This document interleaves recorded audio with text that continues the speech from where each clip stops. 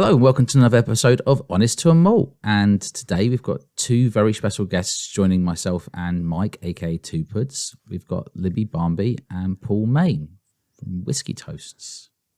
Welcome. Hi guys. Thanks for coming on. Good to have you on. Yeah. What's the name of the episode today then, Mike? So we're on episode 32 and today's episode is called Blind Date Drams with Libby and Paul. Nice and simple, straightforward. Simples. Yeah. Thanks. I thought I was really privileged to be a guest today, but actually to have my name in the title, I'm just blown over. Thanks, guys. It's emotional. You're welcome. I mean, it could be any Paul, but yeah, sure. Yeah. Just before we started, Paul did point out that we've never had a Scottish guest on this podcast, which is quite shocking, really, and factually correct until today. If you've been listening to the podcast and you think that we have excluded you, whatever part of society you're in, lady, Scottish man, feel free to let us know and we'll try to organise you coming on the pod. Public service announcement. Love it. So we should start with our guest today, shouldn't we, Mike? So yes. Let's start with Libby then. Libby, would you like to introduce yourself? Yeah, sure. So I'm Libby. I've been part of the whiskey industry for about 5 or 6 years. Started when I was 18, started young and all. I've gone from the English whiskey industry into the Scottish whiskey industry just about a year ago, really. I moved from Spirit of Yorkshire to Glasgow Distillery. Kind of started at the bottom, really, working in the shop, just in a cafe at the distillery at Spirit of Yorkshire, and kind of worked my way up to doing tours and then into the office, and then landed myself the job as marketing executive for Glasgow Distillery. Ooh. So... doing really well. I do lots of sales, marketing, events, lots of pouring whiskey, talking about whiskey. And oh my God, I've done nothing but talk about whiskey this year. It's been so busy. Sending out good samples to people. Absolutely. Plenty of samples for myself afterwards as well. There seems to be a lot of love for Glasgow Whisky Distillery at the moment. Yeah, it's doing this year. It's it's had me on board, so what can I say? Also, may I say, it's lovely to have the face of Kendal Whisky Festival on the pod. There seems to be a lot of Libby going on in their promo shots. Yeah, my dad saw it and he was like, free entry? Libby, that's you. I hope so. Red carpet and everything. Yeah. I think I'm seeing Phil this weekend at Glasgow Whisky Festival, so I'm going to demand a pint or 5 as my compensation. So you should stand at the entrance and see if people want to have pictures taken with you. So just saying, do you know who I am? I'm kind of a big deal. Great idea. Just stand next to the promotional poster. Yeah. So thanks so much for coming on today, Libby. Yeah, no worries. Paul, thanks. would you like to introduce yourself for listeners, please? Yes, certainly, and it's good to be on this episode with Libby, who I met. So I think the start of this year, Libby, at a April festival, maybe in Clickmannishire. Yeah, so. And despite my youthful good looks, I do have socks and underwear that are older than Libby by some distance. So there's a significant generational gap between us. But and I've definitely been drinking whiskey for longer than Libby's been on the planet. But so I'm Paul. I've been drinking whiskey for over 30 years now. Love doing distillery tours and visits, and just really escalated my knowledge over the 30 years. Started my own whiskey tasting business 3 or 4 years ago, and about 18 months ago started working with Hunter Laing, well-known independent bottler based in Glasgow. And I've known the family that run that business for about 15 years. So I've been on the journey with them while they've been building the distillery over in Islay at Ardnahoe. Yeah. Which actually was 5 years old last week. Excellent. I'm living the dream a wee bit in the sense of a whiskey fan that's managed to start a small, modest-sized business, but at the same time do some work with quite an established whiskey company that are started as blenders way back in the day, have been independent bottlers, and will hopefully very soon have their own spirit from their own distillery.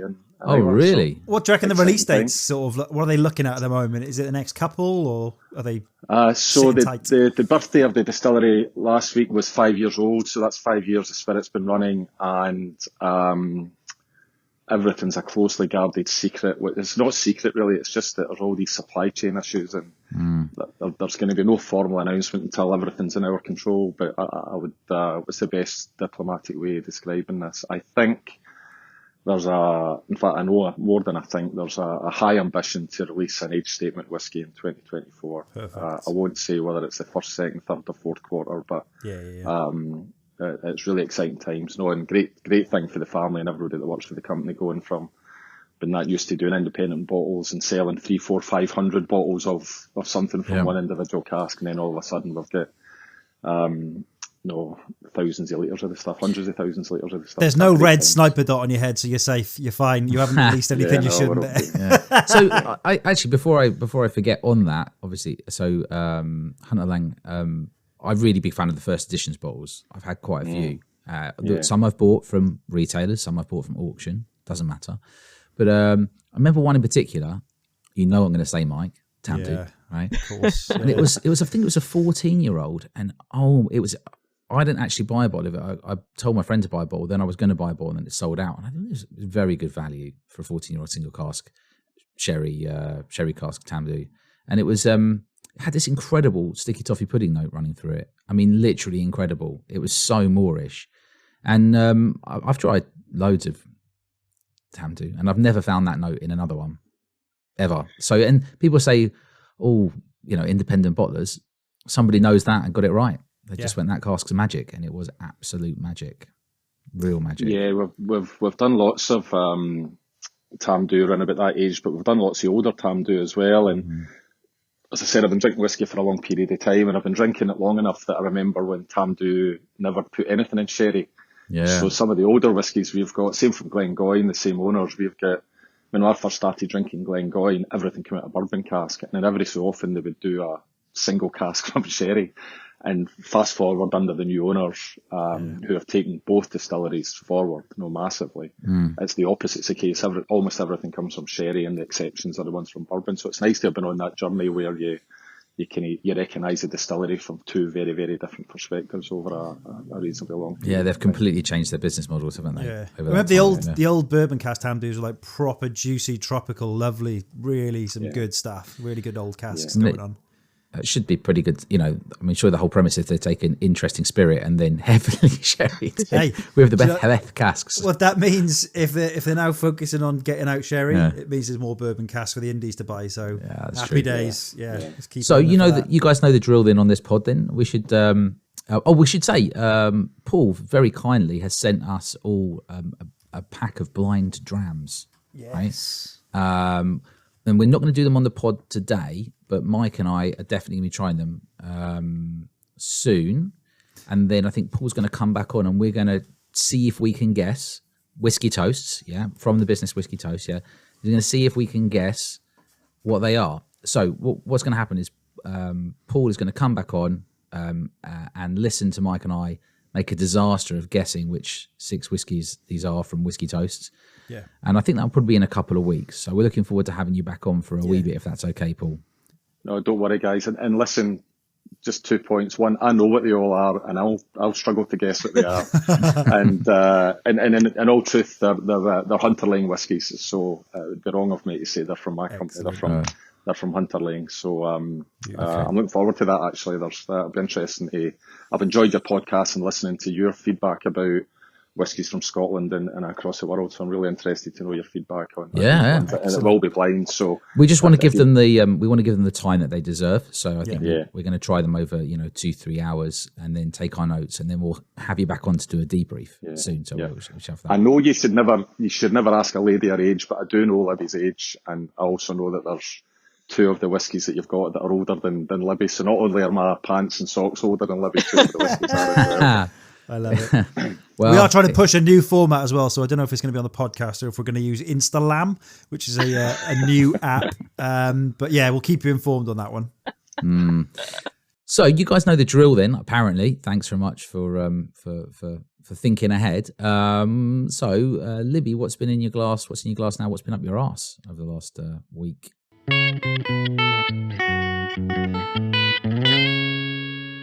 Well, I've been off work this past week, so I've just kind of been drinking leisurely finishing off bottles due to the recommendation of, if your bottles. Mr. Michel Henry strikes again. Exactly.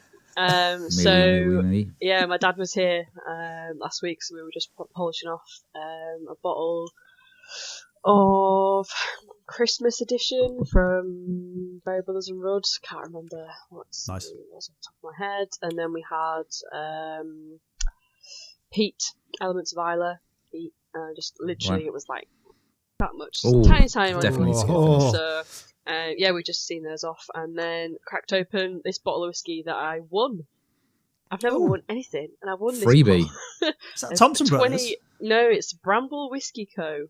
28 years old. This whiskey's older than me. And it's a single grain Scotch whiskey from Strathclyde Distillery, bourbon cask. Nice. And just cracked it open. We had some couple of drams of that, which is pretty good. Right now I'm drinking Glen Scotia 15 bottle, half bottle from the festival. Pretty tasty. First time I've tried it. As I say, I got it as like a bottle swap from the festival, so thought I'd go for that. Usually when guests come on, they pretend that they are all sweetness and light, and they say everything in their life is magnificent. Where do you stand on that? Are we positive, or is something up your ass? Up my ass this week, yeah. So I got the train home from Yorkshire yesterday, and trains are up my ass this week, specifically LNER. My 4.5 hour journey was like 8.5 hours. It's always the same with the trains, always. But they do give you a full refund, so. Yeah. I mean, yeah. You never get those 4.5 hours back, though, will you? That's a very good point. Yeah, and it was bonfire night, so I missed all the fireworks. I didn't see one firework on the train last night. Well, I'm glad we didn't see any on the train. Well, yeah. But no, looking out. That's because they were all up Edinburgh Town Centre firing them at police by the looks of it. So the idea was to get home and then go to a firework display or something, because I was meant to get home at 5:30, 8:30. Did they have adequate coffee and food to be able to keep you in sustenance or whatever the word is, or was it to sort be fair, of they did survival situation? The restaurant bit, well, the cart was just next to me. But if I'm honest, I'd bought a cheeky meal deal from Tesco anyway, so right. Yeah. But they weren't making any money out of you then. No, exactly. They're never making money on the Yorkshire line. Let's be honest. Yeah. So Libby had 4 cans of special brew at a Tesco's meal deal. She was absolutely sorted. But yeah, no. And everyone complains about ScotRail, but honestly, ScotRail has been an absolute dream compared to Northern Rail and my most recent visit with LNER. Honestly, ScotRail, I was like, as soon as I got into Edinburgh, straight on a train to Glasgow. I was literally waiting for 10 minutes, straight from the train from Glasgow to Clydebank, sorted. Did you see that? Did you see that fella who was trying to get from, I don't know, somewhere south-ish to Edinburgh, and the trains have been cancelled, and so the rail service put on taxis for everybody? Did you see that one? Yeah. It went huge on Twitter. Yeah. And they were driving him through the night. The taxi driver was driving 5 hours, and they got there at 3 a.m. or something ridiculous. Yeah, he was doing updates, wasn't he? It was him and a couple of other people from the train in the car. And their solution to 150 people not being able to get to Edinburgh was to get taxis for everyone. No wonder trains are so expensive. Yeah, I mean, what's going on? Imagine how much money that costs. It's cheaper. You probably could have flown. Got a little jet somewhere, and it would have been cheaper than getting the train. Private army helicopters. I've had my ticket refunded, so they've literally made no money from that. Do you know what I mean? Because everyone will have refunded their ticket. You just go on the next ticket. That's the problem. You just put the next tickets up. You'd be like, oh, rail fares have got up by 100%. Libby's fault. Now you know why. Yeah, it's all Libby's fault. Yeah. That time you missed the train, and you didn't put any money into their little shop or the little catering thing on the train at all because you bought your Tesco's meal deal. How is your freebie grain? How was it, by the way? Was it all right? Yeah, it's really nice actually. As I say, just bourbon matured, super kind of easy drinking, vanilla, caramel, sweet vanilla. Things nice. Yeah, it was really, really steady for a 28-year-old. Even better for free. Exactly. Nice. Can't go wrong. So, Paul, what's been in your glass? What's been up your arse? What are you having a sip of at the moment? Yeah, well, by entire happenstance and coincidence, I am also drinking Glen Scotia 15. Who would have thought that? So You two have been colluding. Now we have proof. Absolutely not. But what I do know is that both Libby and I listened to your podcast with Michelle Henry, and I know we both thought, goodness, we better start finishing the bottles that we've got on our shelves. So I've been doing that actually. I stay in Glasgow, but just now I'm on the island of Arran. I was at Arran Distillery this morning, or this afternoon rather. Oh, nice. And before coming here, I finished my bottle of Arran 10 and a bottle of Arran Port Finish. Oh, yeah. And the Arran 10, I don't think I've had a dram out it for about maybe a year, at least 8 months. And you know, it was as good as the day I opened it. It had not changed a jot at all. Sometimes that's the case, isn't it? You know, I mean, look, you know, who are we to challenge Michael? But sometimes, just occasionally, they actually get better as they get towards the end of the bottle. Yeah. You know, we don't want to say that on the pod. You know, no, well, listen, don't edit he'd be listening this to his car and he'd be like, don't edit this bit out because I don't want anyone to think I'm disagreeing with Michael. Absolutely, he's the. No, if you ran a restaurant, he'd have 5 Michelin stars. No, he's the top guy. But I'm persuaded by what he says, but I do think there'll be exceptions to the rule. And Arran is such a good, versatile spirit that it's probably one of the exceptions. So I've been drinking Arran 10, Arran Port, which I had planned bringing here to finish, but actually finished them at home. Also, the Loch Lomond Royal Liverpool bottling. So I've not quite finished that yet. I brought that. You can see the bottle there just to finish off. And I brought the Glen Scotia 15 down here as well. So I've been just sipping on that. Recently, you've got your Loch Lomond. I was going to say, did you get the special glass with it? It was like an extra £1 and you got a tumbler. Well, actually, I didn't. But I was actually at Royal Liverpool for the Open on the Saturday. And did you do a Duncan and steal a load of glassware? No, my mate and I go every year to the Open.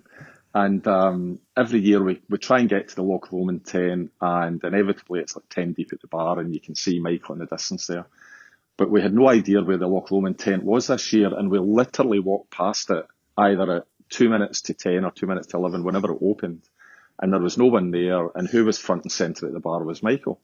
So I managed to walk up to Michael with no queue, and he poured us out a dram of this, and also poured us out a dram of the organic bottle, the special bottling for the Open. So I've got great memories of this whiskey because it's a good spirit, but I've actually got really good memories of it because it's always a bit special when the guy that made it kind of pours it out for you effectively. No, there's that kind of gives you a better experience and enhances the night or the moment.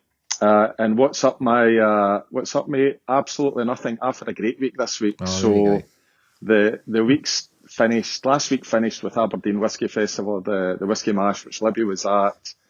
I had a really good this week, looking forward to coming to Arran for a week. I had the Stirling Whisky Festival on Saturday, which was really, really good. First time there. I arrived here in Arran yesterday, and my daughter was already here, brought my son over and my wife, my son's girlfriend. And last night I saw the Northern Lights for the first time in my life. Gorgeous. On bonfire night. So you've got bonfire and out one side of your vision with fireworks going off, and out the other side you've got the Northern Lights right above us in Aberdeen. And I've got the rest of the week off to spend here, and next weekend I'm working at Glasgow Whisky Festival. So I'm going through a wee bit of a purple patch. So I'm going to touch wood and everything else and hope I have a great week here. You're a very positive person. You could have lent on the fact that the light pollution from the bonfires was affecting your quality of seeing the Northern Lights. Or the other way around. The lights were taken away from the fireworks. Or the lights were taken away from the bonfire, one of the two. Yeah. I was thinking about that today. I only saw the Northern Lights light blue. If that bonfire wasn't there, it would be deep purple. Would have, But a first is a selfish, first. Selfish bonfire people and fireworks. All whilst I was sat on the train. Way to rub it in, Paul. Exactly. Yeah. My daughter said to me it's the best ever fireworks night she's had, so love it. So that was good. The Arran 10 won Best Value Single Malt again on the Oswars this week as well. I don't know if you saw that. I didn't vote on it this year. It would have been my vote. I didn't think it was going to win. I had a wee sticky feeling that Port Charlotte was going to win it, but I can see why it is. And I was down at the distillery today, as I said, and it's just it's probably the most versatile, in my opinion, it's the most versatile spirit of just about any distillery in Scotland, because they do it at bottling strength, normally at 46. They do it at cask strength. They do peated, unpeated. They've got finishes in white wine, red wine, rum, Madeira, port. They've done a champagne cask before, and it just always works. Yeah. It always works. So I'm sure most distilleries would say that they could do that, but they don't. Yeah. So it tells me that Arden's one, a really, really good spirit, and it's got a versatility that you can do a lot of things with it and still keep the quality really high and the price at a reasonable point as well. Just to crucify the pronunciation, I love is it Sauternes? Sauternes. Yes. Sauternes. Oh, there you go. Sauternes. I'm so Welsh. Yeah. That was like one of my favourite Arons. Like every bottling they put out just seems to be gold at the moment, and just love it. There's a lovely colour to that Sauternes cask, and it's really glossy and shiny. Yeah. And you can get it in the mouthfeel, I think. Then it might be a wee bit of a suggestion that your mind playing tricks on you, but they had tons of it at the distillery today, which is unusual. They were saying the port cask has sold out really quickly this year, so I think they're only doing the finishes once per year. Yeah. So when it's there, buy it. It's nice. It's a really good visit today. Enjoyed it. Oh, happy days. How did we do on the guessing for the Oswers? I think we did all right, didn't we? We guessed our top two. I think so. It was in there, wasn't it? When I can't remember what we actually picked. Rare breeding to win everything, basically. I mean, it was just like that was I mean, it's not a surprise, but I can't. I'm surprised that Springbank 10 won something. People won the best single malt or something. Best value or something. There was a lot of moaning in the chat on YouTube about Springbank 10 winning it, and I'm like, well, yes, I can see it because it's not available, and is it the best single malt? Questionable, but there's a reason it's selling out. The 10, you're not making money on the 10 really at auction, so there's no reason for that to be selling out as quick as it is unless it's decent. It's getting drunk, so you've got to have a bit of credence for people that are saying it is the best. Yes, it might be a bit of hype, but it's good. It's decent. Did Roy and Ralphie manage the whole 3.5-4 hours without going to the toilet? I think they might have done. It's quite no, Roy went for a loo break once, and I think I put in the chat, Roy's just disappeared to go for a Jura, and no one responded. Tumbleweed. Yeah, I was like, come on, that was my best work. So Mike, what have you got in your glass at the moment then? So I am drinking here we go, Lindor's MCDXC Right. Which I think was their first release, I think, because obviously they've got a really easy bottling codes and everything. So, I think it's just straight up bourbon cask and, bourbon, sherry and wine barrique. So, from 5, it is 46%. It's lovely. Really like everything they're doing as well. They seem to be putting out good drams at a really decent price. So if you haven't checked it out, it's worth just see if you can pick up a sample from somewhere, just see if it floats your bag, and then, dive in if you're happy with it, because I really get on with their stuff. So I went to the distillery a couple of weeks ago, and it was absolutely stunning. Probably the most stunning distillery I've ever been to. Absolutely gorgeous. Really. And it is a lampable bottle. Yes. By any definition. It is a beautiful bottle. Although I would argue, Lib, that Ardnahoe has got some of the best views from the stills looking out as well. That's absolutely mega. Well, I've not been there yet, so there you go. We need to fix that. Trips down the line. We will fishing be line's doing. Got out and we got the right bite there. Yeah, cheers. Nice one, Paul. We are going to be doing the Lampable Awards very soon, actually. Yeah. It's that time of year. It's that time of year. You know, it's been a tradition now for 0 years, because we've only been going for about 6 months, but we're going to start it this year. So I mean, that probably means a bit of home craft work. Should we do like a voting thing on the website and then have an award ceremony on YouTube live? I don't know. We'll figure it out. Yeah. I can give you an expert in it, actually. There's a woman I know in Stirling who makes lamps from mostly whiskey but some gin bottles, and so the Glen Scotia 15 bottle I've got here, she would never make a lamp from because it's too tall and slender. Paul, 100%. So the short stubbier ones that she always goes for, like Lindor's or the new Arran bottlings. Paul, we need this. We need this lady to come on and give the awards. Yeah. So we're deadly serious now. Corrie is her name. She's actually from Arran originally. Her family's originally from Arran. Right. Corrie's a small village just north of where I am just now. So she actually messaged me yesterday. You can tell Christmas fairs are coming up. She messaged me yesterday and says, "Paul, do you have any bottles left of Arran or Lindor's or Isle of Harris bottles are a really, really good one as well. So I've got a IKEA bag full of bottles that I've been meaning to get to her. So she's the resident expert in lamp making from whiskey bottles. We definitely need her details. We'll put something out online. If she's after empties, I'm sure the whiskey community will send her stuff, especially if it's I could have so many bottles I could have sent her away if I just know. Yeah, I'll give her a shout out. I think it's our company's Iorsa Designs, IORSA. I'll have a look while you're speaking, but nice. I've probably mispronounced or. Well, I'll leave the mispronunciation to you guys because you're the expert at it. But shots fired! Yeah, unbelievable. She's just going to get absolutely like boxes full of Bell's decanters from people now. Yeah, I'll be sending it. All of my teachers is going in that direction. I love it. Yeah. No, that's such a good idea though. With the making the lamps, it'd be interesting to actually get a bit nerdy to see what her like most popular bottle or lamp request is. I could hazard a guess, but it would be an entire guess. So right. So, Mike, what's been up your arse then this week? Nothing has been up my arse, Duncan. I'm a light of positivity. Of course not. No, it's being a new father. Today I had the joy of. I think last week we said about things coming out of front and back. Today I had front, back, we were and talking mouth about you then, though, weren't we? That was all at once. I literally, bless her. I went to change her today, and she pooed on me, weed on me, and threw up on me in the space of about 30 seconds. I was just like, you've sat on this and waited purposely.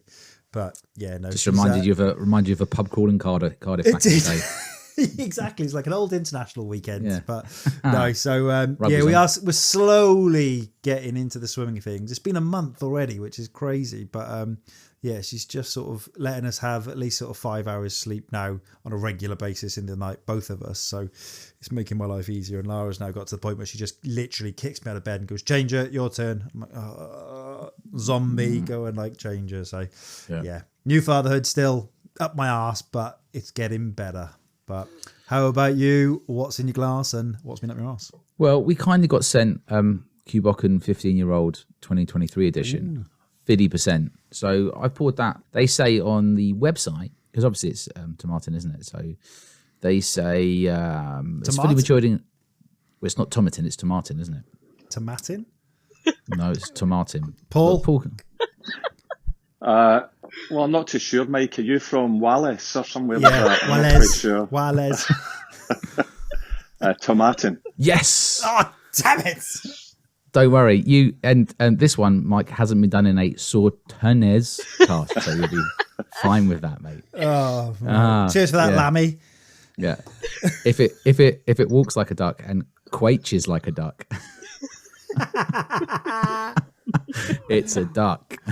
Oh dear me! So it's matured fully in Oloroso sherry cask for 15 years. They actually describe it as decadent, so I feel like they've been stalking me and stealing my words. Yeah, so I can't say that now. Is it decadent because it has had a silver lid, like a perfume bottle? I think the thing is, I think it's touching 100 quid. It's about 90-ish pounds. It is very rich. They say sun-dried fruits and smoky exotic spices. I say that's not too far off. There's actually quite a strong toffee note going through it as well. You definitely get the smoke. There is slightly a kind of rubbery struck matches type note in it too, which is very prevalent. Now, if you like that kind of thing, you're going to be rubbing your legs. If you don't, you're going to say that you're not a big fan. So it depends, doesn't it? I like that. And it's very, very rich. I mean, I think you should leave it to sit for quite a while. It's when people say that whiskey's a bit thin. This is not thin. At 50%, it's. Do you know what? In the current really climate, thick. For a distillery release, 15 years old, 50% ABV, that's reasonably decent pricing for me. Is it worm? We're going more nerdy now. Is it worm tubs at Tomatin or is it not?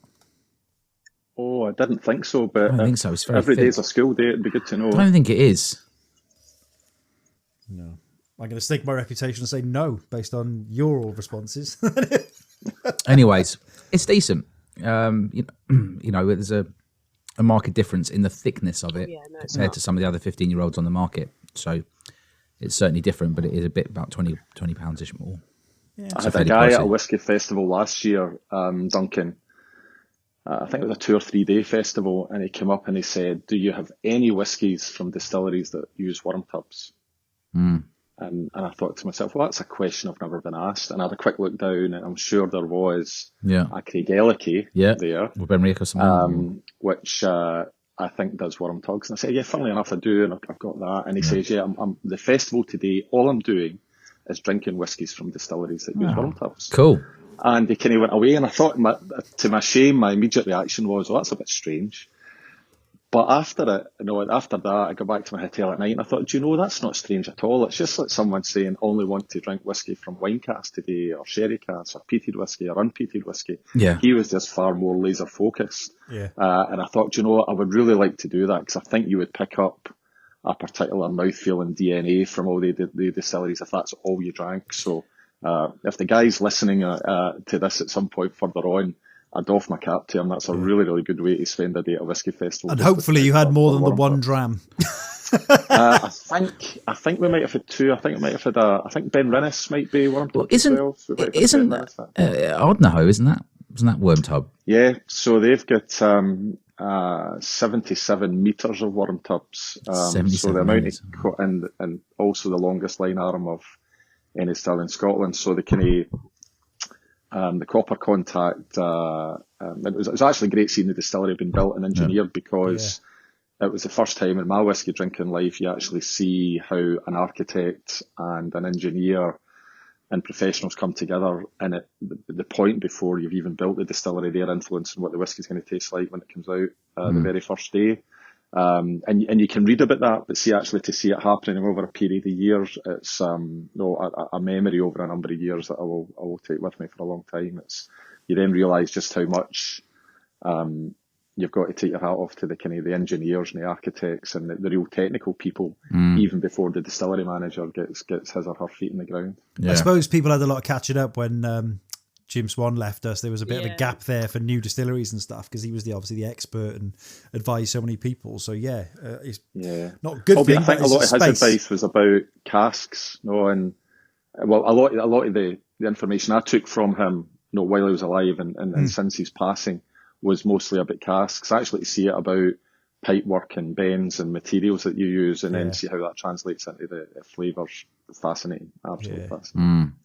Yeah. I'd love to have been just to have seen the conversations at like Penderyn when they set up. They got like a weird Faraday cask still, and it's just bonkers some of the stuff that people are doing. But love it. Yeah. Spirit of Yorkshire, they have a column, a rectifying column, and they had the help from Jim Swan.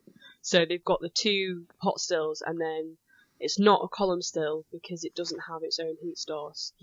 It's a 4-plate copper rectifying column. I think that's what it's called. And basically it's connected to the spirit still. And rather than a triple distillation, it's like an ongoing distillation. And part of that was Jim Swan's kind of influence as well as the directors. So not only on the cast side, they took his advice, but on the still side as well. Yeah. Nice. That sounds a bit like Loch Lomond as well, I think. Yeah, I think so. It continues, so yeah. Yeah. So, we're going to go into do putting on the drams, but I'll just share what's been bugging me this week. It's a good and the bad from our favourite biblically sized retailer, Master of Malt. The bad, I'm always one to start on the bad side, is Whisky Santa's side. So obviously, at least 3 or 4 people have had their days made for them. But everybody else is seeing Whisky Santa continuously in their feeds. There is a way to sort of hide it, but then I guess you don't get to see what people win, so that's the downside of it. And in the community, you kind of want to see who gets what. So you kind of have to leave the hashtag on. It's amazing how many giveaways they do. So I think hats off to Master of Malt. What they do is incredible. And on the good from Master of Malt this week, I today just ordered 3 bottles of Scallywag with a £10 voucher. I cannot believe this. Scallywag, it's a 46% non-chill filtered, no added colouring, blended malt using and who knows what percentage it is, but I think it's like Macallan and what else they put in there, Glenrothes, and there's 2 or 3. Some people suggest it's got Inchgow or Dalluan in it. Anyway, it's Bayside, mostly sherry and bourbon cask.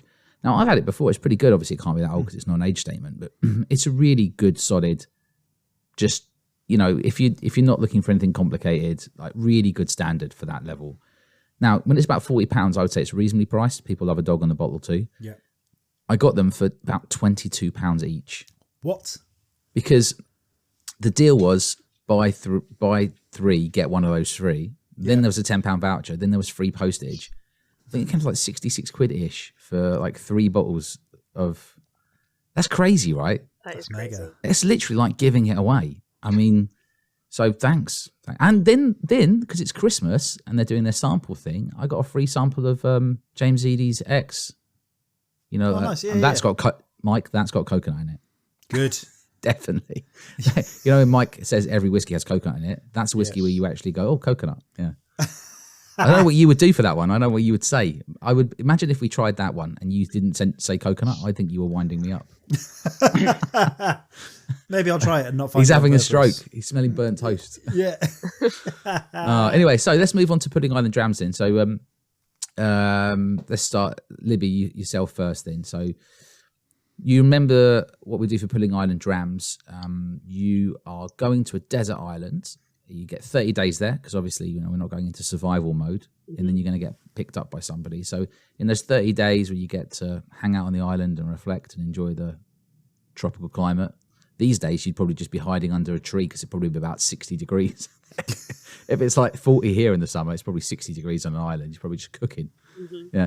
So but you get one pudding, one album to listen to, one whiskey to drink, and then someone to pick you up. So take us away. Okay, so pudding, most important. Yeah. A sticky toffee pudding, probably Classic. with custard. I'm definitely more given. of a custard over ice cream kind of gal. Dram. Oh, she's torn. She's Oh, torn. To go with that sticky toffee pudding with custard. Well, see, the proper, like, it would just be, I'm just kind of picking my favourite dram, but then I don't really know what I'd like. You don't have to go budget. It's not your own money. It's been funded by somebody. You're a research experiment for a giant corporation. You can have what you want. But like, if I'm drinking it for like 30 days straight, I want something like fairly. You have to drink it every day, just so you know. It's not like a gun. It's not a gun to the head Yes, situation. you do. You can have a week off. It is. Yeah. It is. Nope. Yeah. I'd probably... At the end, when you get picked up, you're like, I'm fed up of drinking this whiskey. You don't have to drink all of it. Well, I have though. It's all gone. My heart is in Cilla. I absolutely love Cilla, but I feel like Cilla every day for 30 days would be a lot. But I'd probably pick, I think it's Port Askeig 100% proof or 100%. Oh, yeah. Yes. Wow. Good That's choice. a Cilla dram that I absolutely love. Have that in the evenings when it gets cold. Yeah, good idea. As the sun's drawn in. Yeah. Yeah, with your sticky toffee pudding and custard. Great idea. Album, really showing my age here, but I had it as my alarm clock for like years as I went through school. Present for Everyone, Busted. Love it. Yes. Oh yeah, you went to watch Busted recently, didn't you? I did, Excellent. yeah. So I basically grew up on Busted. And yeah, literally through my entire like secondary school, that was my alarm clock. Was that? Well, that's what you went to school for. So that's what I went to school. That's what I went to school for. Yeah. I could literally Classic. do that album from like, you know, word for word from start to finish. I bet you. Well, there's only about 20 words on the album, so let's not. It's not War and Peace. Libby's there brushing her shoulder off. I know all of the lyrics. Yeah. Oh, yeah. It's a good, it's catchy, good band, catchy band. Exactly. Yeah. Yeah, you'll be rocking Gold, out. absolute gold. Little air guitar. Yeah. Anyway, yeah. And then to pick me up. I'm sure it's Charlie from Busted. Nah. Nah. Well, see, the thing is, like, Busted aren't really my favourite band. So it'd probably be lead singer from my favourite band or Spider-Man. Spider-Man. What happens if it's the lead singer from your favourite band dressed as Spider-Man? Oh, dreams come true. Well, no, Well, actually... Libby just went visual there. Yeah. Do you know, Now so we're talking. Busted have just done, like, their 20th anniversary album. Like, they've re-recorded all the songs with different bands, and my favourite band and Busted have done one. So You Me at Six and Busted have done Air Hostess, and honestly, that is like my two worlds colliding. and then see if You Me at 6, the lead singer Josh was dressed as Spider-Man, I'd be like, done. Head singer of, is it You Me 6 or You Me at 6? Yeah. You Me at 6. That's just I don't know that. Yeah, band, no, I'm sure they're. I'm going to check them out after this. Go for it. Yeah. That sounds like someone offering someone out for a fight. You Me at 6. Yeah. Yeah, they're kind of like alternative pop / rock / skater stuff. Love it. Okay, cool. Check them out. So, are you saying then the lead singer of You Me at 6 is going to be dressed as Spider-Man picking you up? Is that what you're going with? Yeah. Yeah. I mean, as I say, really showing my age here, but yeah, absolutely. A lot of people usually just go safe and say my other half or whatever, or my mum or something Spider-Man. like that. Spider-Man. Okay, cool. So let's do it. So recap. So sticky toffee pudding, which by the way has got the most votes of everything. With custard. This is not any kind of science, but if we were to say it was towards science, the evidence would show that sticky toffee pudding is the people's favourite pudding or dessert by far. Absolutely. So sticky toffee pudding with custard, then Port Ascaic 100. Yeah. And then Present for Everyone. No, yeah. But the album was busted. Yeah, Present for Everyone it's called. Present for Everyone. Yeah. Preferably played through an alarm clock. Yeah. Yeah. When you wake up at 6 and then go, oh my God, I've got to drink this whiskey again. I just can't face it in the morning. Libby, no one's watching you. You don't have to drink it all day. No, I've got to. I have to. It's 5 a day. Someone's left me 50 bottles. I've got to get through it. I've only got That's 30. your 5 a day on Pudding Island. Yeah. That's the law. All right. Thanks for that. It was interesting. Paul, what about yourself for Pudding Island Drams? Where would you start? So we're doing whiskey first, yeah? You do it in any order you want to, yeah? Well, we'll do whiskey first. I'm always fascinated with the idea of a desert island disc or desert island drams, because every time you listen to it on Radio 4, everybody's thinking it's a tropical island that you're on, and you mentioned that earlier, Duncan. There'll be deserted islands south of the Falkland Islands that are frozen cold. Yeah, everyone's always got this idea that you're in a hammock. And could be a survival situation, couldn't it? From the sun. Exactly.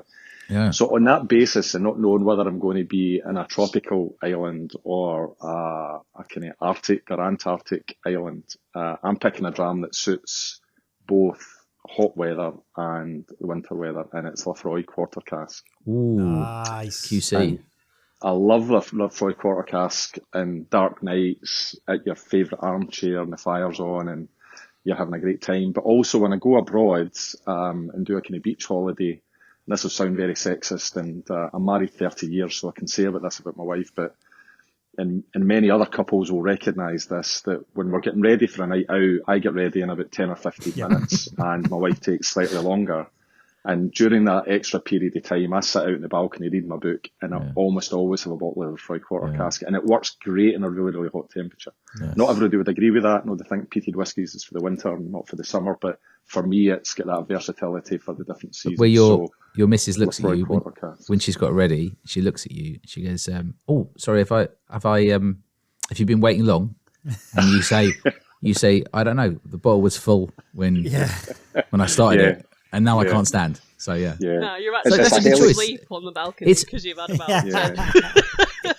It's a really, Paul, that quarter cask is I think it is quite a sort of fan favourite. People that are into the Lafroy, obviously, but also it's very intense. Like it is very intense. It's everything dialed up to like 11. From that distillery, isn't it? So, and that's how I think in the extreme weather conditions, something really, really hot or something where you're really cold, it works. That intensity probably complements it either way. But I mean, I've just got great memories of it, and that's the other reason I pick it as well, that if you're going to come off this desert island after 30 days, well, the 30 days you're on it, you're wanting to drink a whiskey that you've got experiences and connections with prior to drinking it, so it can take you back to memories of people you've been with or places you've been, and a combination of both. And likewise, hopefully you can come off the island and still want to drink Lafroy Quarter Cask and have a decent memory of the 30 days that you've spent as well. Fingers crossed, when you were just trying to evade like Siberian tigers and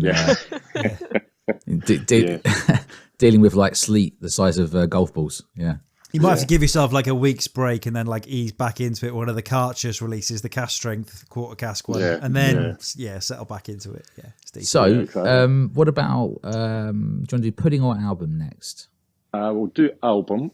So I think my previous podcast, I think it was yourself, Duncan, mentioned about how you're influenced by music when you're in your kind of mid-teens. So I'm definitely like that. I still listen to music from around about that time. I was a big Simple Minds fan when I was growing up, partly because I loved the music and it was just good at its time.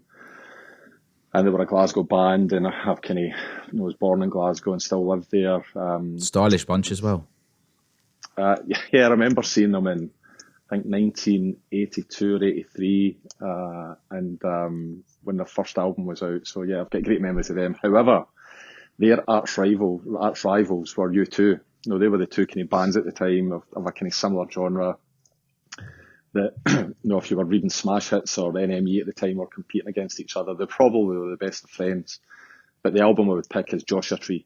Right, classic. It's an absolute classic. Yeah, that's exactly how I was going to describe it. And every single song on it has just got a memory to it. And actually, the episode of Desert Island Discs that was on this weekend, they're on Sunday. One of the songs on it is Still Haven't Found What I'm Looking For, which is, if I was asked to pick 8 tracks, it would probably be one of my 8 as well. So, just a classic album, and you can just play it start to finish, shuffle, repeat, whatever way you want to do it, upside down, diagonally, any way you want. I wouldn't do what Mike does and just plays 20 seconds of every song and move on. You can play. He gets a lot of stick, Mike, and he deserves every track from start to finish. It's the best way to listen to music, because you're like, oh, that's so good. Right, you've got the absolute most you're going to get out of it. Next, let's keep the endorphins. I'm guessing you might have a short attention span, Mike. A little bit, yeah. I got a tattoo of ADH.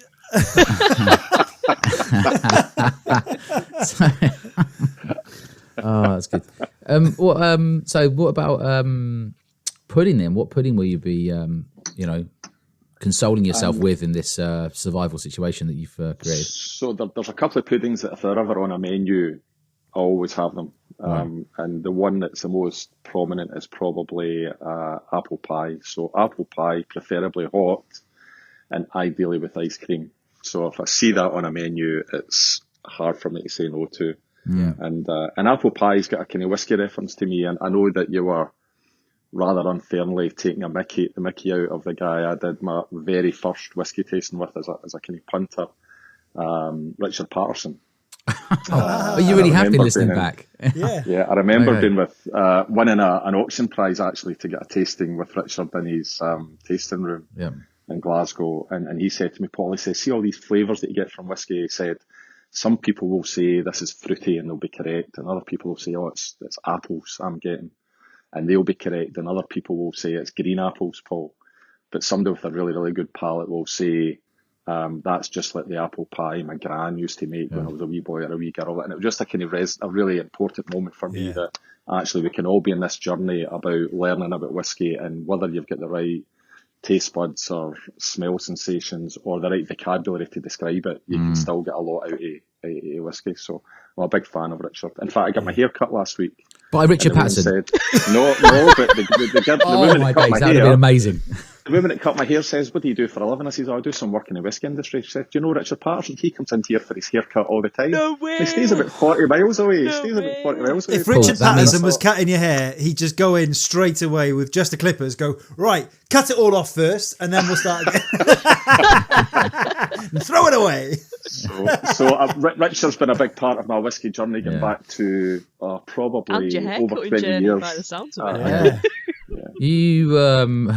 It's on to get you. That's possible now. If you just happen to be in there at the right time, I'm sure they could make it happen, right? Yeah, he's a real showman, and he's done a lot for helping to sort of get people into tasting whiskey. So we understand all that, but we're just a bit tongue in cheek with things, you know. So, oh no, listen, I get that, and listen, if you've not seen it, I was trying to find a link to it to send it to you actually, but there's a National Geographic programme with him on it where he goes to New Zealand to get the McKinley's bottles that come from the Shackleton expedition, and it's from that he tries to recreate the whiskey that was in Shackleton's expedition in the 1910s or whatever. If you, I'll try and find the link. I didn't have a National Geographic subscription, which I think you need, but if you can watch it, it's a great documentary about whiskey making going back over 100 years ago to how he recreated it. Probably about 2007, 2008, something like that. I thought for a second when you said he went to New Zealand, I honestly thought you were going to say he did some sort of Insta Lamb event, because there's a lot of lambs in New Zealand. Yeah, there is. Yeah. Some good scenery, right? He launched Insta Lamb in New Zealand. Yeah. Down more on lambs. As you say, he's an absolute showman, and there's a bit in this documentary where he's sitting. I don't know if it's in London or maybe Dubai, but it's an airport where he's getting his flight out to New Zealand, and you get the bing bong call, but it's whatever flight it is to Auckland or wherever he was going, and he stands up with the owner of White and Mackay at the time, and he says, "Right, let's go and make history." And only Richard could get away with that. No, he's absolutely. I honestly thought for a second you were going to say that he was flying the plane and he was doing the announcement.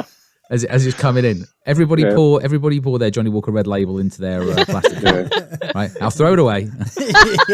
Now pour the next one. Let's get them all another one. And don't pour another one. And in fact, my memory's playing tricks on me, because there was no bing bong, because the guy he was going with had his own private jet. He was the guy that owned the Formula One team, the India team. Remember? Oh yeah, the guy that owned the beer company in India. Yes. That's him. So I think he was flying out, because there's a picture of them flying back, having got the bottles, in a kind of cool box, and the cigars come out in the plane and all the rest of it. But it's a fascinating story. Whether you end up liking the Shackleton whiskey or anything else doesn't matter a jot. Yeah. Actually, the story is incredible. Vijay Mallya. Yeah. That's the fella. Yeah, that's the fella. Right, so we've got a bigger question to ask you two. Don't worry if you don't know, but we just thought we'd be more philosophical. So we'll start with you, Paul, and then we'll go to Libby. Yeah. Paul, if you could change one thing about the world of whiskey, what would it be?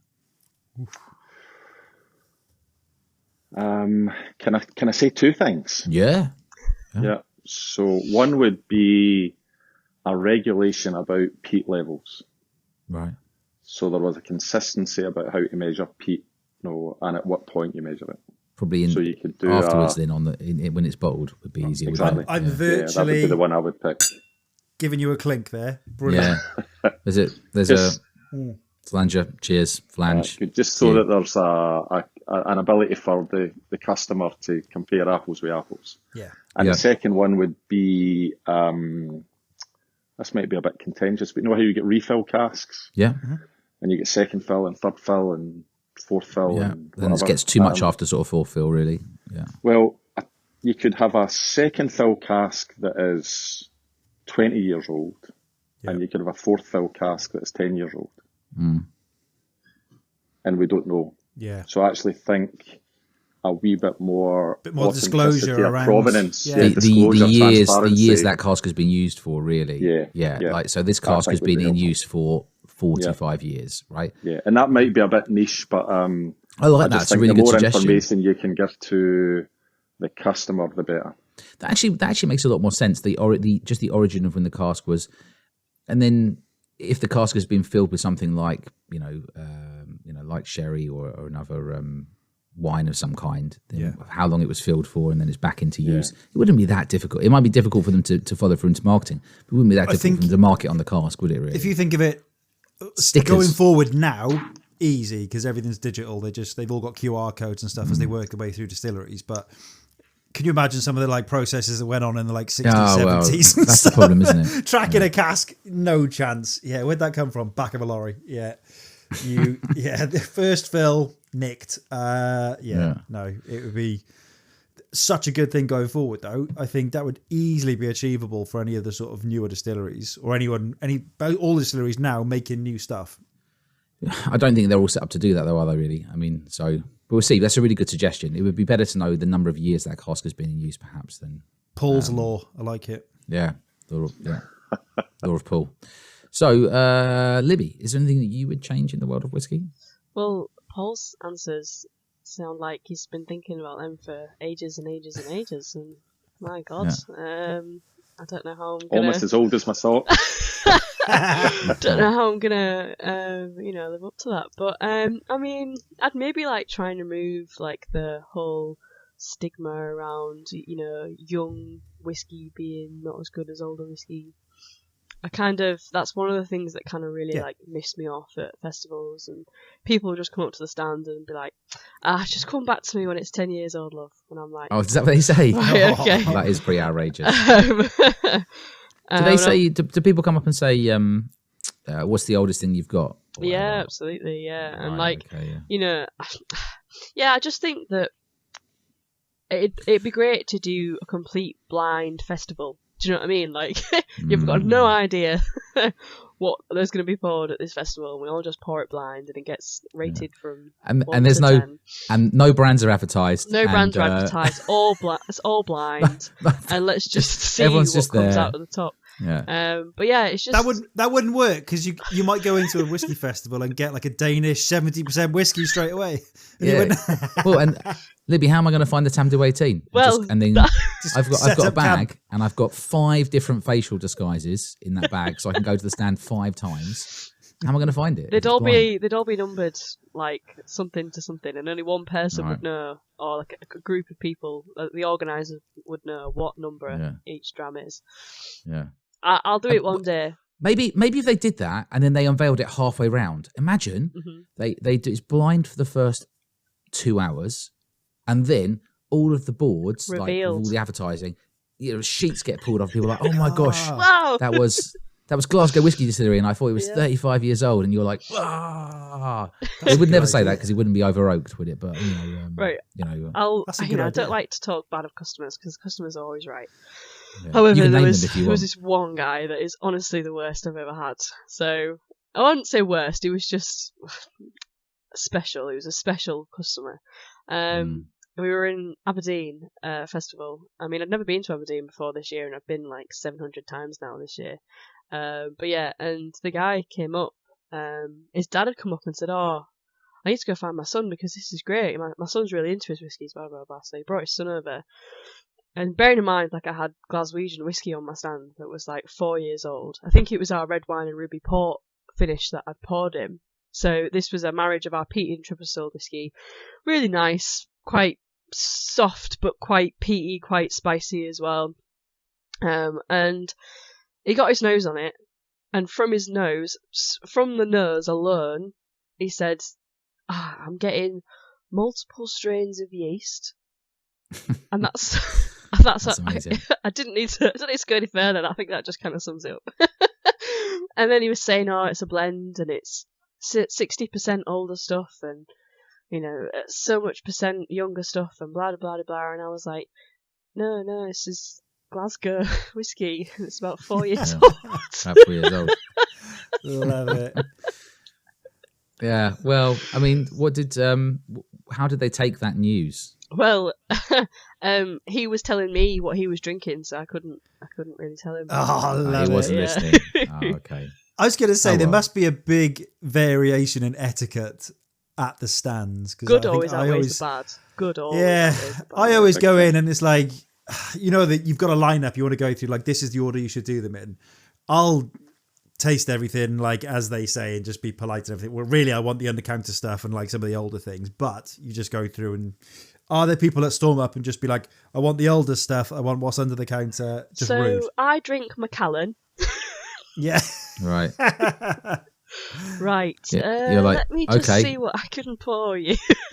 Hang on. Libby, you've got to have, right, okay, we'll have a mini workshop on sarcasm. And you will say, well, you're in luck because everything I've got here today is older than what you're getting in that Macallan. Yeah. And they're like, how old is it? You're like, 5 years. But then get away with 3 and put it in a fancy box. The younger it is, the more we charge. Yeah. But yeah, no. To be fair, as Paul will agree, good always outweighs the bad. You do get some people that just think they're whiskey gods. We actually had someone call themselves a whiskey god at the Edinburgh Whiskey Festival. We were at a couple. How did that transpire? Were they on stage or something, or did they have wings? No, he just gave me his business card and said he was a whiskey god. Right. Okay. Name and shame. No, you don't do that. Post. Well, honestly, he was that much of a whiskey god. I cannot remember him. Yeah. Amazing. Well, there's some characters, aren't there? Yeah, So, yeah. you know, I've just been deliberating whether to have a T-shirt with Honest to a Malt on it at Kendall. Even like that was even a step too far for me. But Mike's persuaded me that I probably should. I was telling him to get your like yellow Speedos with it on the arse, just the logo. But yeah, he's not quite there yet. I actually think I'll get, if I was going to get a T-shirt, it would have, you know, Honest to a Malt on one side, on the other side, have you seen Two Puds, and a picture of Mike's face.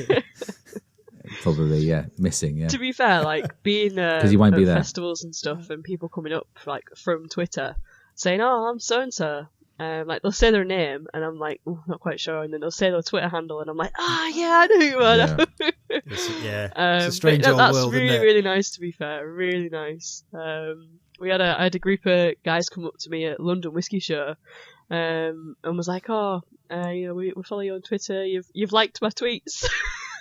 Yeah. And they were like, "In Libby we trust," and it was a thing, and I was like, "Yes." You're like, don't tell me you were probably drunk at the time. Yeah.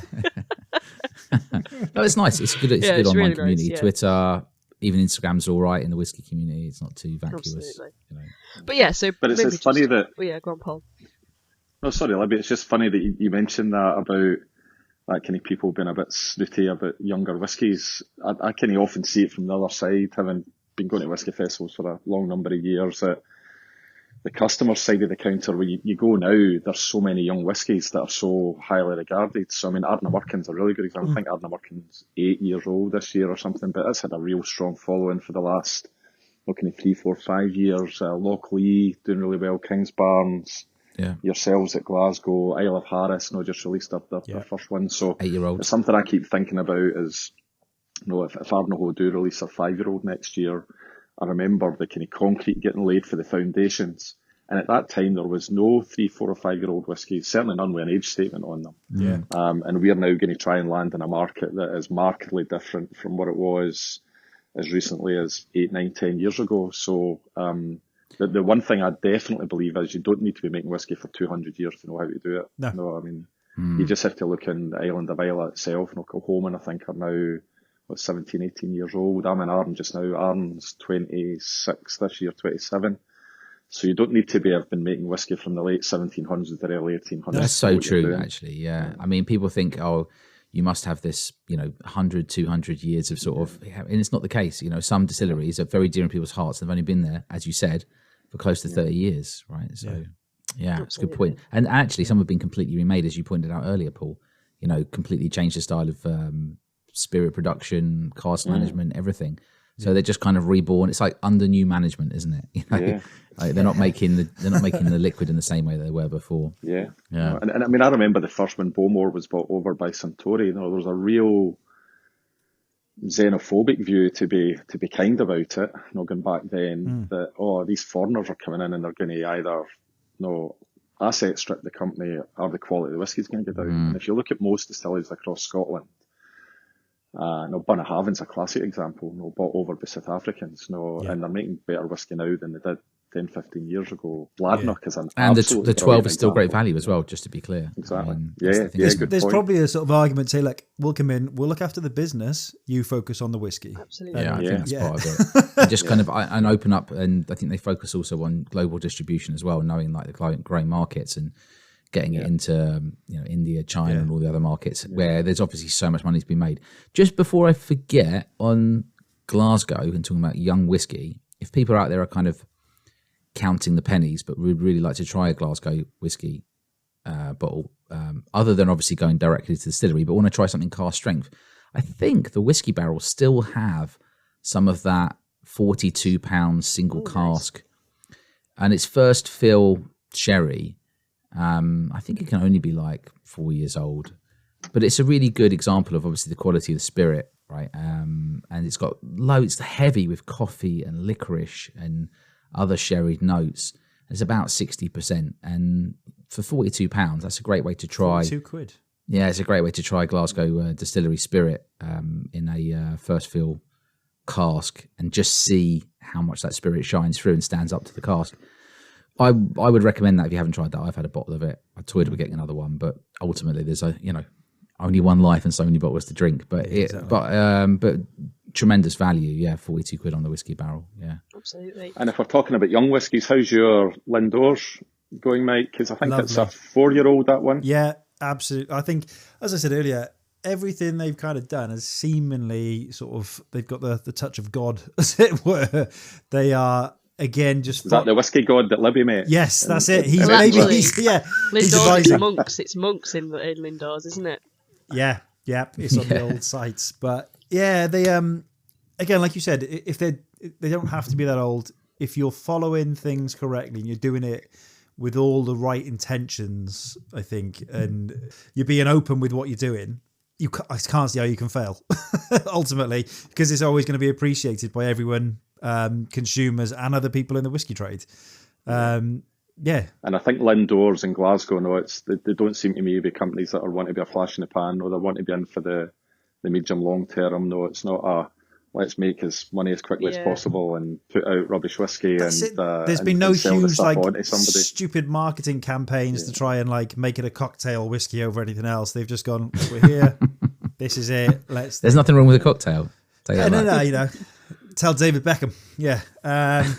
It's only drinkable if you mix it. Yeah. So people that just quietly go about their business, same as people. If someone's just quietly going about their business, that's the person you want. I don't know if I said this before, but when I went to visit a mate in Mexico, and we just got over there, and we were going on this road trip, and the first night we were there before we went on the road trip, we're having a drink with him and his friend, and I said, we've had too much, we've had a couple of lagers. I said, have you got any whiskey? Really hopeful, and then this Hay Club comes out. Put into the table, and we were catching up for the first time in a long time. It was so bad I couldn't drink it. So I don't know which one it was, because one of them was worse than the other. I can't remember, truth be told. It was so bad I couldn't even drink it with Coke. Coke. It was literally disgusting. And that's why when we were doing Blind Drams, everyone kept saying that people picked one of the bottles as like their favourite of that tasting. I wasn't on that tasting. I to this day can't understand it, because I wasn't biased against it then. My bias was generated from that experience, right? But again, that's another downfall of Blind Drams in a way, because you can't predict what they're going to taste like. You can't really work out an order. So the fourth dram, people are already quite merry as well. So your last two generally will score better because people are half cut. It's an approachable, easygoing whiskey, the Hay Club. And so I can see why it would have done well. Imagine if Dram 5 had been Cutty Sark Prohibition. People are going bananas. Yes. Yeah, They've been doing backflips. Yeah. Right, we should get into Blind Date Drams.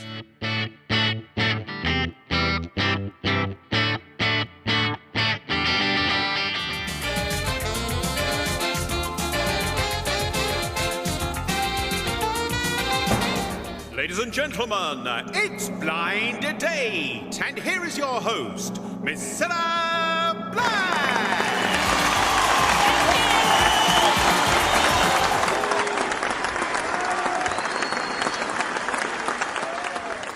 Good evening, ladies and gentlemen. Welcome to a special episode of Blind Date. Blind Date Drams is going to be filled with more drama than a Shakespearean tragedy. We've got single measures from all walks of life ready to take a leap of faith in the name of love.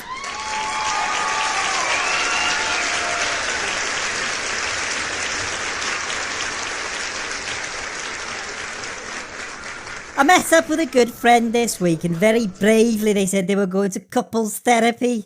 I said, it's very brave to admit this, but I did have to give him one piece of advice. Make sure you bring a phone charger, because you're never going to know if it's going to be a constant power struggle.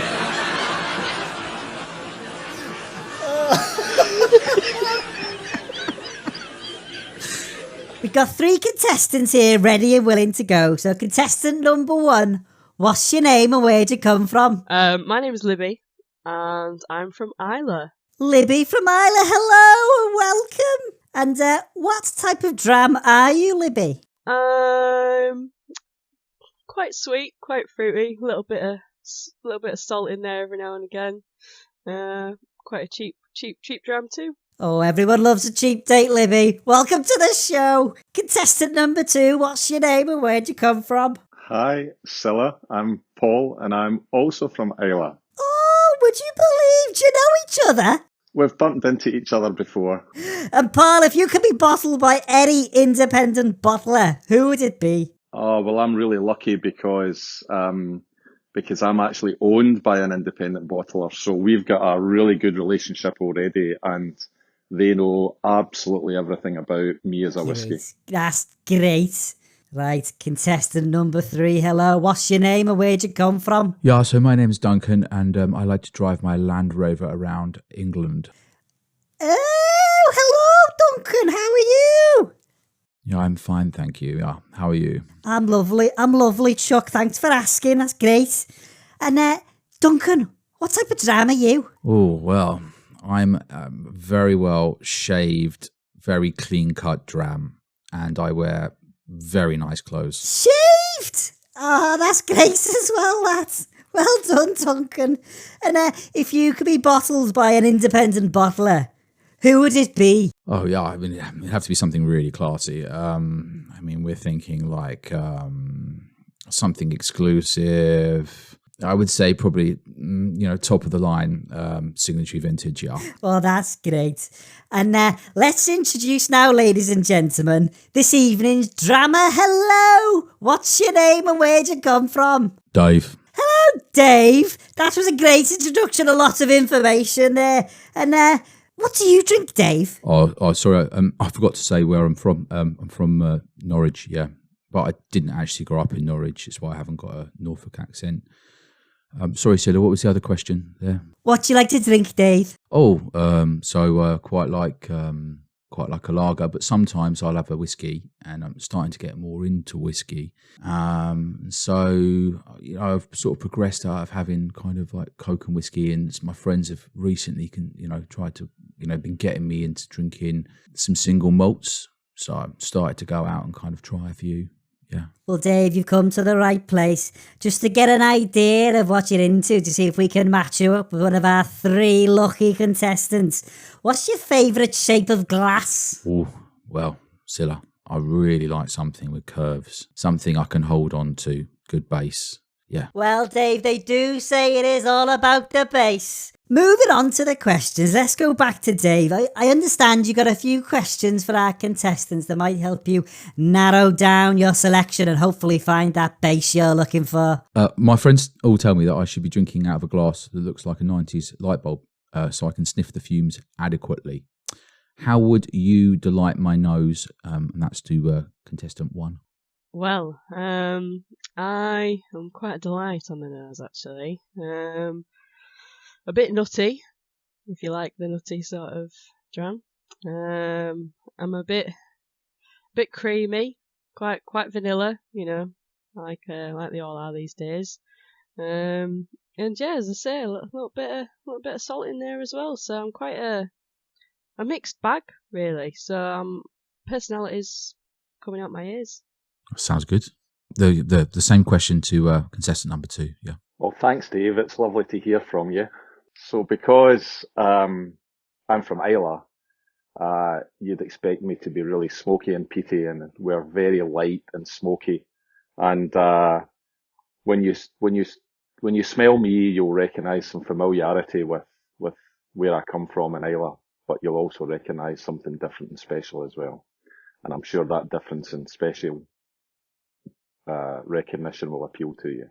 Oh, yeah. Okay. Yeah. Thanks, Paul. It's a bit of a politician's answer to start off with, but it certainly got good quickly. Interesting. And the same question to contestant number 3. Yeah. So I'm quite fruity on the nose, and lots of red berries, bit of grassiness, and a little bit of honey. Yeah. Well, everyone, thanks for your answers to Dave's questions. And I think to help him choose, he's got a couple more questions for you. Let's dig deeper to see what he's got next. So I love to cook, not crystal meth to be clear, although Breaking Bad did make it look more interesting than my current existence. But, dishes from around the world. In particular, I like French and Mexican cuisine.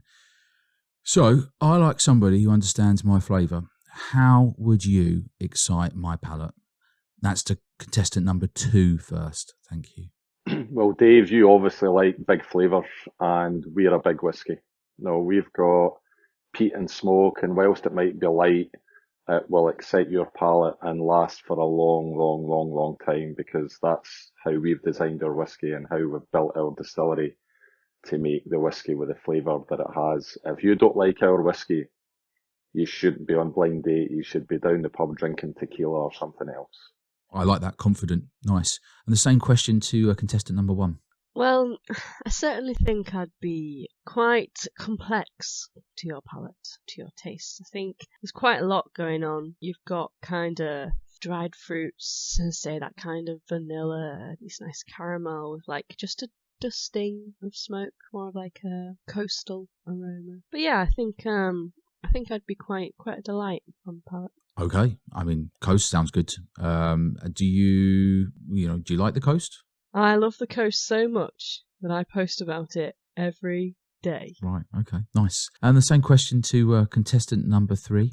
Yeah, so, well, I'm very traditional in what we do. So, I really believe in kind of traditional flavours, using the finest ingredients. I'm always after something kind of rich and bold. I like a fruitiness. So for me, you're going to be getting honey, red fruits, a bit of treacle in there. It's kind of a dessert. Think of me as a dessert whiskey that you can have with a nice glass of wine or a nice dessert wine. Yeah. Okay. Yeah. Oh, sounds good. Maybe a bit posh for me. We'll see. It's not, I don't sound like a posh guy. Well, that's great. You got quite a wide variety of taste that can tease your taste buds there. I think you've got one final question to help narrow down your selection. My mum was an artist in Cambodia who used to paint pictures of Siamese crocodiles, clouded leopards and local condiments. Sadly, she had to return to Switzerland, leaving her beloved sketches to sort out the family bedding business, which was close to folding. This has given me an appreciation of beautiful labels and perfectly ironed sheets. How would you stand out on a crowded shelf?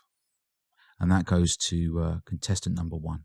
Well, first of all, I'm very accessibly priced, as I say, a cheap date. Even cheaper on some occasions, especially sometimes in the supermarket if you find it at the right time. And I'm a nice bottle, nice colour, nice name, and a nice age as well. It's a nice kind of, basically just ticking all the boxes, Yeah, I think I'd stand out because tasty, cheap, and nice to look at. Nice. So tasty and cheap.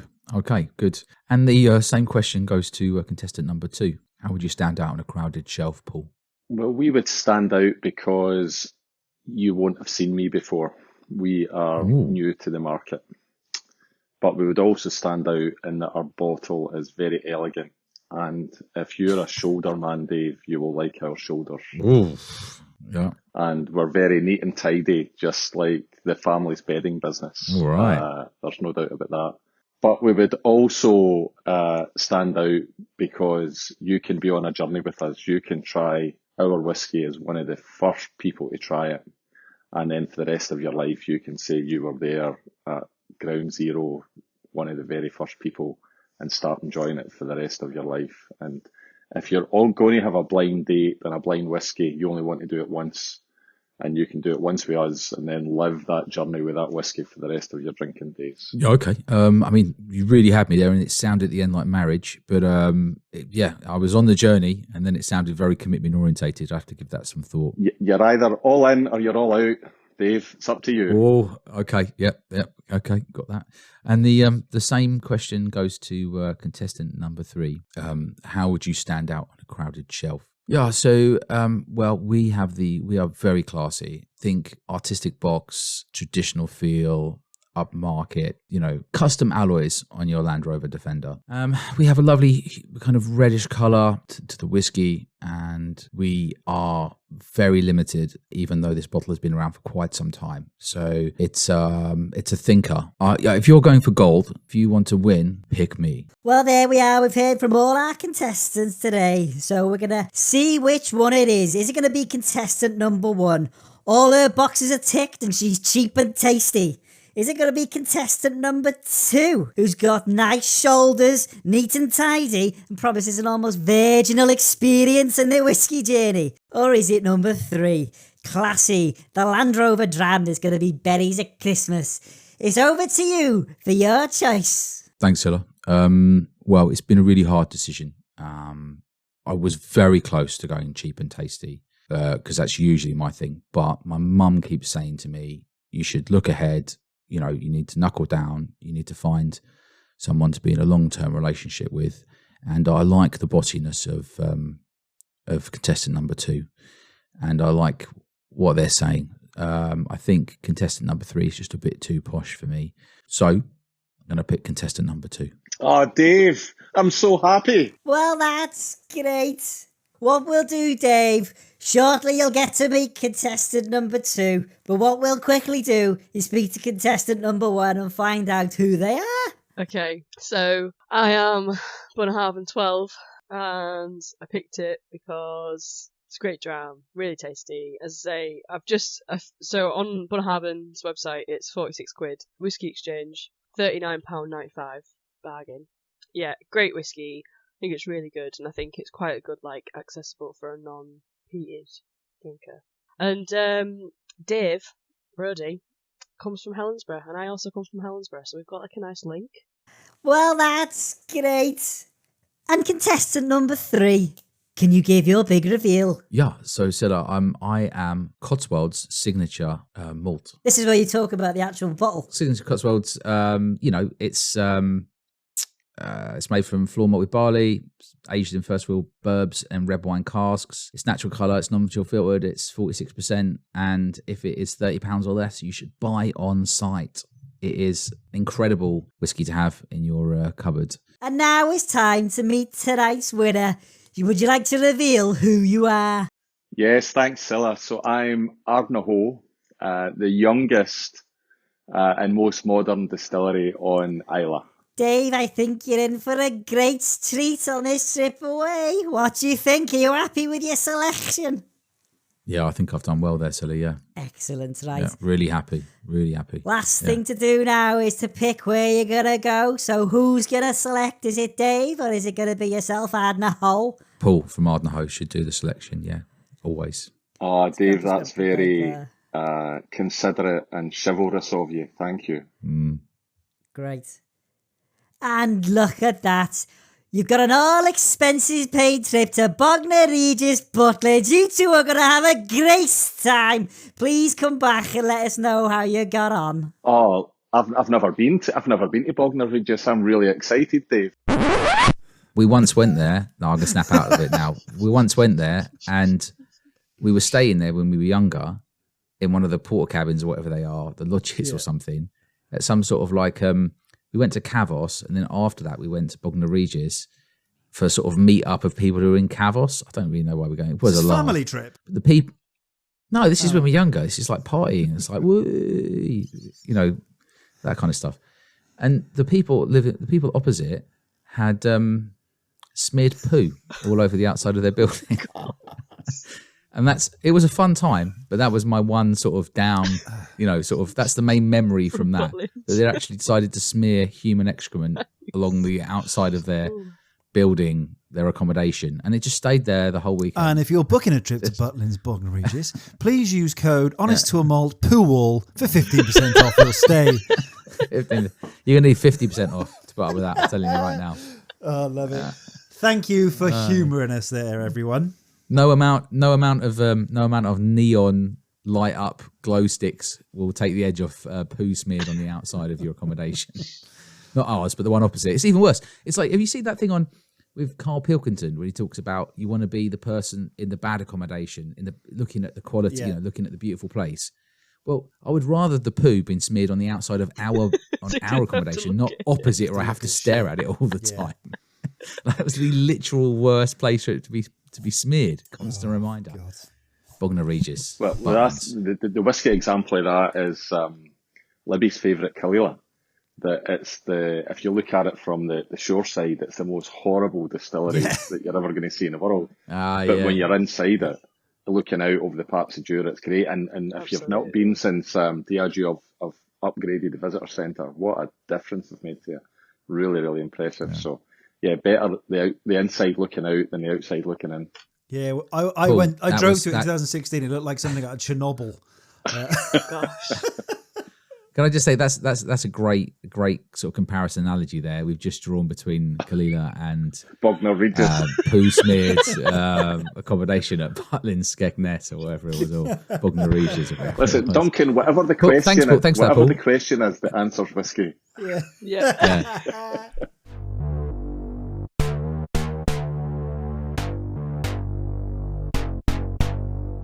Well, guys, thank you for putting up with our absolute lunacy there and taking part. It is much appreciated. So, big thank you from us for coming on.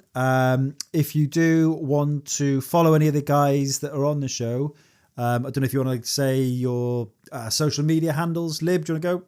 Yeah. So I'm Dramatic Libby on Instagram and Twitter. Hence the bit of drama, bit of drams. Nice. Dramatic Libby. Good play on words. Like it. Yeah. Very dramatic. Paul, how about yourself? Yeah, I like what Libby did there. I'm Whisky Toasts. And the reason being, every time I have a dram, honestly, with friends or family, there's always something happening in your life to have a toast. Your first podcast, or your first marriage, or your second marriage, third marriage, first divorce, whatever first divorce. Yeah. First divorce, yeah. And so there's always something happening. But if you to get on brand, if you want to follow what's happening with Arnaho, follow Arnaho or Hunter Laing whiskey, and exciting times. So whatever your whiskey you're drinking in your glass, enjoy it. Should probably say Thanks, Glasgow Paul. Distillery in there as well. Then go on. Absolutely, give us a follow. Get on brand. Up the Glasgow. Glasgow Distillery. Give them a follow as well. And if you want to hear Duncan's whiskey tips, all his good value finds, obviously follow him as usual at Whiskey Tip on social media. I'm on at Whiskey Wings, and then obviously the podcast is on at Honest to Malt on all the social medias. Thanks for listening, and we will catch you on the next one. Bye bye bye bye.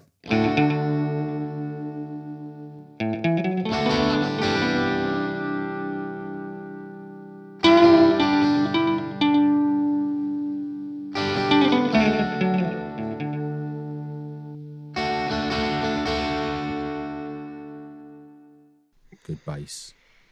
Yeah. Good bass.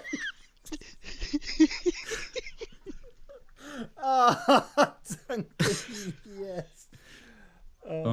Okay. I love it. I'm crying.